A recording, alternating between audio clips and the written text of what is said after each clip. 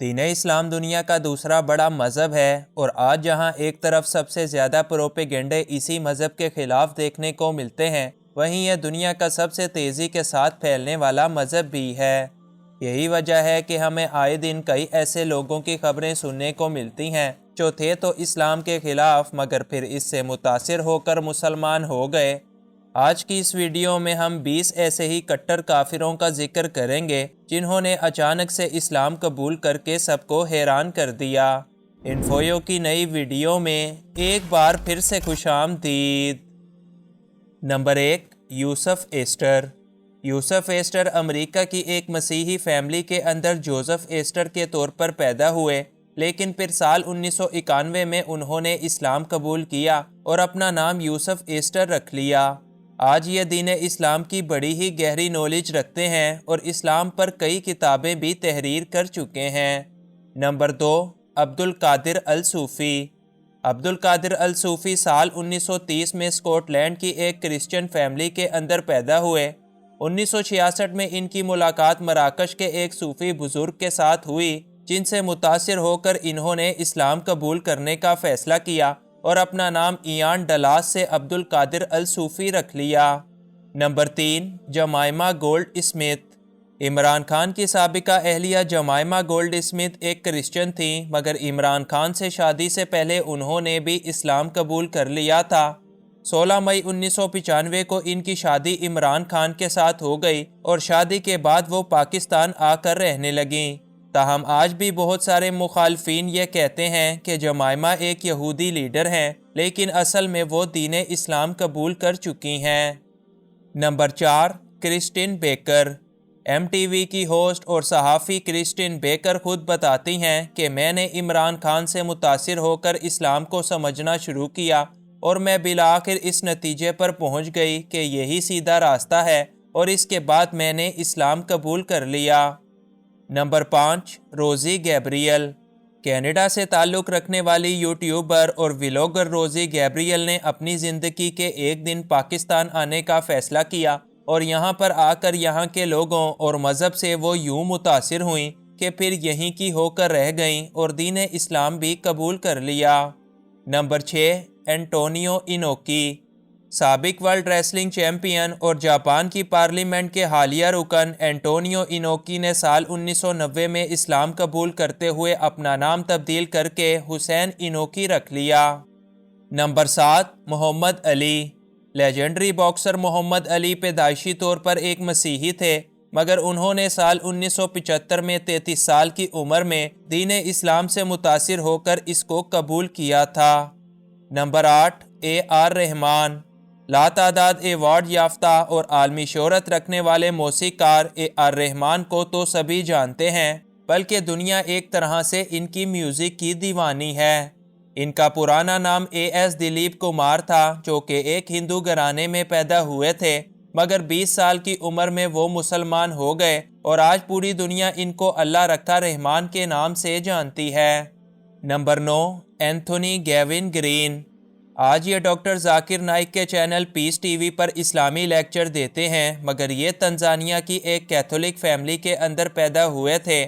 Anthony نے قبول اسلام سے پہلے مختلف مذاہب کو قریب سے دیکھا اور 3 سال تک بدھ مت کی تعلیمات بھی حاصل کرتے رہے، لیکن سال 1988 میں جب انہوں نے پہلی مرتبہ قرآن پاک کا مطالعہ کیا تو اس کے بعد وہ مسلمان ہو گئے اور انہوں نے اپنا نام بدل کر عبد الرحمن گرین رکھ لیا۔ آج یہ دنیا بھر کے لوگوں کو اسلام کی دعوت دیتے ہیں اور ہزاروں لوگوں کو دائرہ اسلام میں اب تک داخل بھی کر چکے ہیں۔ نمبر 10، مولانا عبید اللہ سندھی۔ مولانا عبید اللہ کا تعلق پیدائشی طور پر سکھ مذہب سے تھا اور ان کا نام بھی بوٹا سنگھ ہوا کرتا تھا۔ ابھی آپ چند ماہ کے ہی تھے کہ آپ کے والد چل بسے اور اس کے بعد آپ کے خاندان کا کافی وقت بڑی ہی غربت کے اندر گزرا۔ آپ 15 برس کے تھے کہ اسلام کو جاننے کے بعد اس کو قبول کر لیا اور اپنا نام بدل کر عبداللہ رکھا۔ نمبر 11، محمد یوسف۔ پاکستانی کرکٹ ٹیم کے بلے باز محمد یوسف مسیحی برادری سے تعلق رکھتے تھے، جن کا پرانا نام یوسف یوحنا تھا۔ انہوں نے اپنے کریئر کے دوران سال 2002 میں اسلام قبول کیا، جو کہ اس وقت دعوت و تبلیغ کا کام کرتے اور اسلام کی روشنی کو دنیا بھر تک پہنچانے کا کام کرتے ہیں۔ Number 12، فلیکسیا Rania ییب۔ ملائیشیا کی بولڈ ماڈل فلیکسیا رانیا کا تعلق چائنا کے روایتی مذہب کے ساتھ تھا، لیکن پھر انہوں نے پہلے تو بولڈ لائف اسٹائل کو چھوڑ کر حجاب پہننا شروع کر دیا اور پھر اگلے ہی سال اسلام قبول کر کے اپنا نام رئیسیا رانیا رکھا، اور اس وقت بھی یہ اسلامی تعلیمات حاصل کرتی ہیں۔ نمبر 13، دھرمیندر اینڈ ہیما مالنی۔ بھارتی اداکار دھرمیندر اور ہیما مالنی کے اسلام قبول کرنے کی کہانی کافی حیران کن ہے۔ دھرمیندر کی پہلی شادی پرکاش کور سے ہو چکی تھی، مگر یہ ڈریم گرل ہیما مالنی کی اداؤں کے دیوانے بن چکے تھے۔ دھرمیندر بھارتی قوانین کے تحت دوسری شادی تو کر نہیں سکتے تھے، لہٰذا دونوں نے سال 1979 میں اسلام قبول کیا، اپنے نام دلاور اور عائشہ رکھے اور آپس میں شادی کر لی۔ نمبر 14، ڈی ایمز۔ مشہور ترین فرینچ ریپر اور میوزیشین ڈی ایمز ایک وقت میں لا دین تھیں، یعنی یہ کسی بھی مذہب کو نہیں مانتی تھیں، مگر پھر سال 2008 میں انہوں نے اسلام قبول کیا اور اب یہ گانا وغیرہ چھوڑ کر مکمل حجاب میں اسلام کی تبلیغ کرتی ہیں۔ نمبر 15، حسین یی۔ ملائیشیا سے تعلق رکھنے والے عالم دین حسین یی بدھ مت کے پیروکار کے طور پر پیدا ہوئے تھے، لیکن پھر 18 سال کی عمر میں انہوں نے اسلام قبول کیا اور سعودی عربیہ کی مدینہ یونیورسٹی میں تعلیم حاصل کرتے رہے۔ حسین یہ اس وقت ملائیشیا کے اندر ہی رہتے ہیں اور وہیں پر اسلام کی تبلیغ و اشاعت کا کام کرتے نظر آتے ہیں۔ نمبر 16، حمزہ اینڈ یاس۔ یونانی مذہب کے پیروکار رہنے والے حمزہ اینڈ یاس نے سال 2002 میں اسلام قبول کیا۔